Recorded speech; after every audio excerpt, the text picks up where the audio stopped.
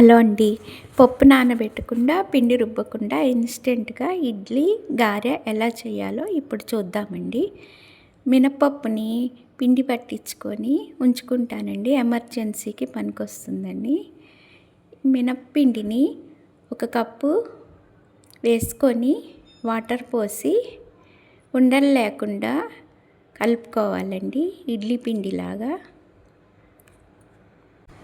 ఇలా ఉండలు లేకుండా ఇడ్లీ పిండిలాగా కలుపుకొని మూత పెట్టి 3 గంటలు నాననివ్వాలండి. అదే టైంలో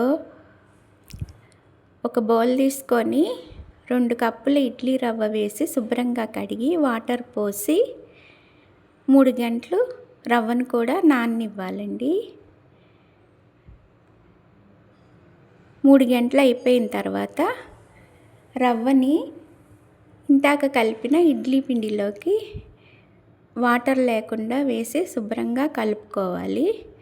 ఇలా వస్తుందండి. ఇప్పుడు మూత పెట్టి రాత్రంతా నాననివ్వాలి. ఉదయం అయిపోయింది. ఇప్పుడు పిండి ఎలా ఉందో చూద్దాం. చక్కగా పొంగిందండి ఇడ్లీ పిండి.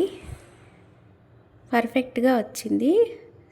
ఇప్పుడు సాల్ట్ వేసుకొని కలుపుకొని ఇడ్లీలు వేసుకుందాం. చాలా బాగా వచ్చాయండి, సాఫ్ట్గా వచ్చాయి ఇడ్లీలు. సాంబార్ పెట్టుకొని సర్వ్ చేసుకోవటమేనండి. ఇప్పుడు గారి ఎలా వేయాలో చూద్దాం. ఒక కప్పు బొంబాయి రవ్వ తీసుకొని ఒక గిన్నెలో వేసుకొని, ఒక కప్పు మినప్పిండి కూడా వేసుకోవాలి.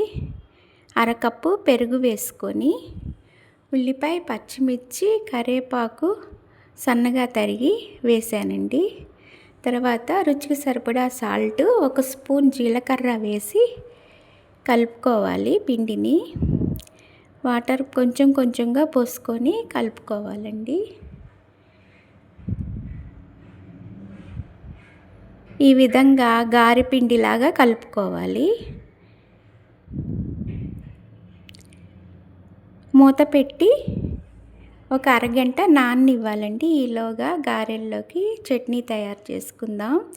ఒక 5 ఎండుమిరపకాయలు, 2 టమాటాలు, కొంచెం చింతపండు, 3 వెల్లుల్లి రెబ్బలు, కొంచెం మెంతులు, ఆవాలు 1/2 స్పూను, జీలకర్ర 1 స్పూను, రుచికి సరిపడా సాల్ట్ వేసి మూత పెట్టి మగ్గనివ్వాలి. ఇది మగ్గిపోయిందండి. ఆరనిచ్చి మిక్సీ వేసుకొని ఒక గిన్నెలో వేసుకొని తాలింపు వేసుకుంటే చట్నీ రెడీ అయిపోయిందండి. ఇప్పుడు అరగంట అయిపోయింది. గారెలు వేస్తున్నాను.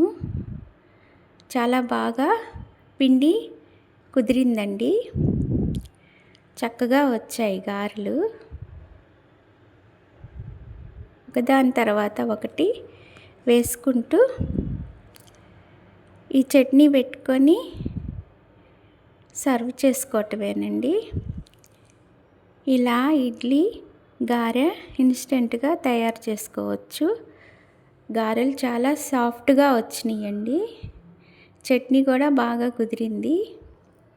మీరు కూడా ఒకసారి ఇలా ట్రై చేసి చూడండి. చాలా బాగుంది. ఈ వీడియో నచ్చితే లైక్ చేయండి.